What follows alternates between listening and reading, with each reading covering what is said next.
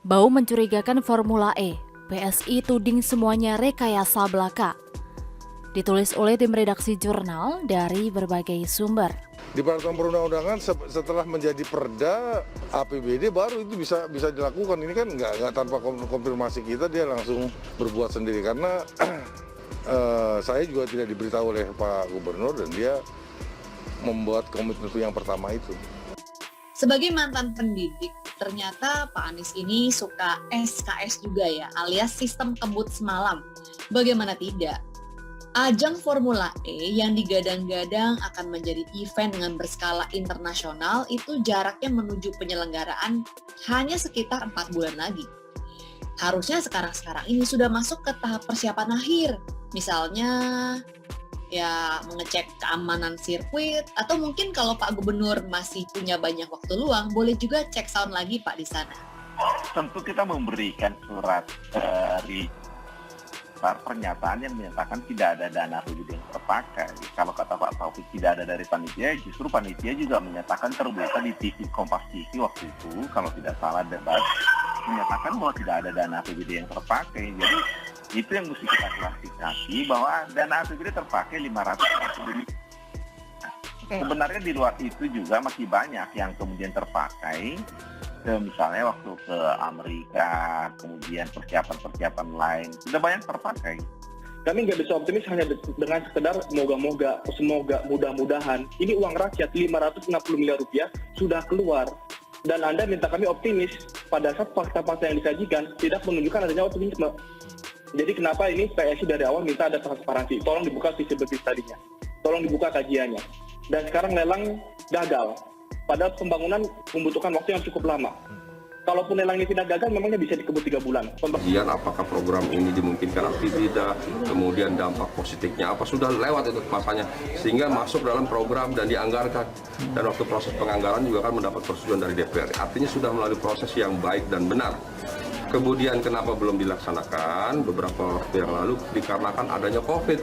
Tidak hanya di Indonesia tapi di seluruh negara lain yang memang bertepatan mendapat kesempatan menyelenggarakan Formula E itu ditunda sampai dengan tahun 2022. Seolah-olah rakyat ini bodoh dan mau terima saja.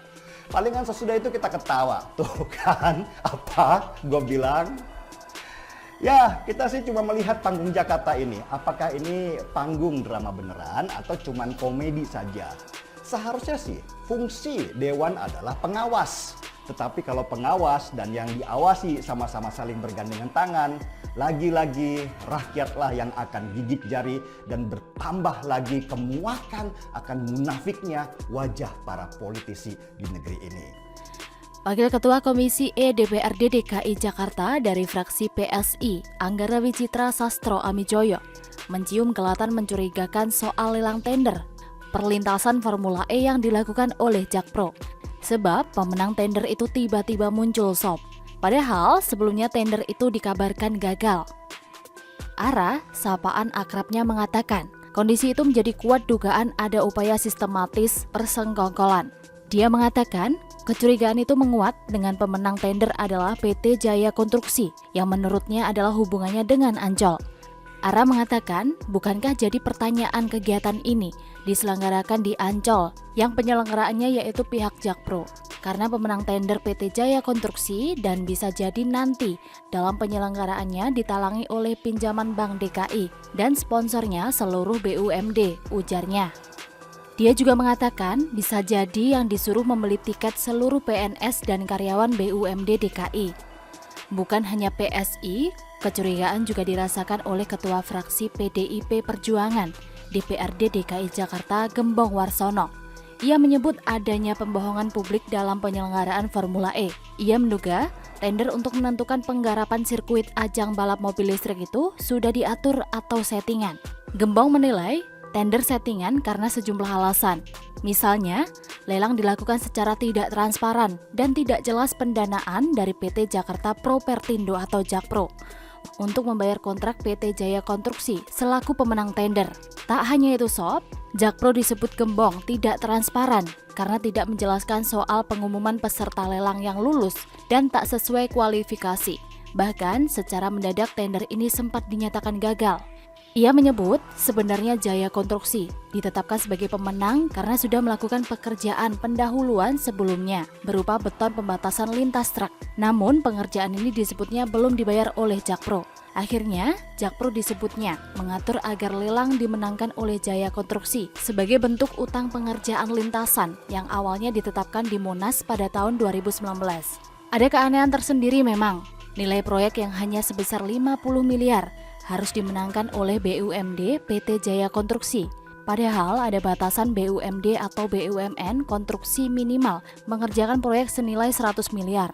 Bukan hanya aneh sob, tapi sudah aneh kuadrat. Banyak kejanggalan-kejanggalan yang terlihat dalam gelaran ajang balap Formula E ini. Mulai dari komitmen fee yang tidak wajar, Jakpro melakukan studi banding ke Diriyah Arab Saudi untuk menentukan harga tiket penyelenggaraan Formula E, sampai tender balap yang disinyalir ada ketidakberesan dalam pemilihannya.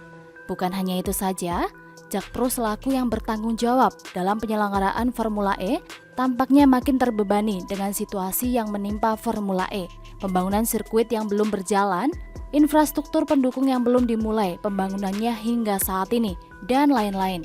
Direktur Keuangan Jakpro pun mengundurkan diri dari jabatannya. Berdasarkan hasil rapat umum pemegang saham luar biasa atau RUPSLB pada 13 Januari lalu, yang bersangkutan mengundurkan diri dari jabatannya karena alasan kesehatan. Tak dijelaskan lebih detail alasannya apa. Tapi kalau kalian baca kolom komentar, banyak yang menduga ada hal lain selain masalah kesehatan. Ada yang bilang mungkin terbebani memikirkan Formula E yang penuh masalah. Ada yang menduga juga dia mengundurkan diri agar tidak semakin terperosok ke dalam. Ada yang menyebut mungkin mencari aman, lebih baik mundur sebelum terseret. Ingat ya sob, Formula E ini ibarat pakaian yang sudah kotor sebelum dipakai.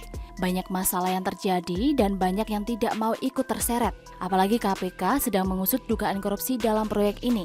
Kita lihat saja bagaimana kelanjutannya. MotoGP akan duluan unjuk gigi di Mandalika pada Maret. Dari sana kita bisa bikin perbandingannya dengan Formula E yang sangat dibanggakan pendukung fanatik Anies dan barisan sakit hati nasional.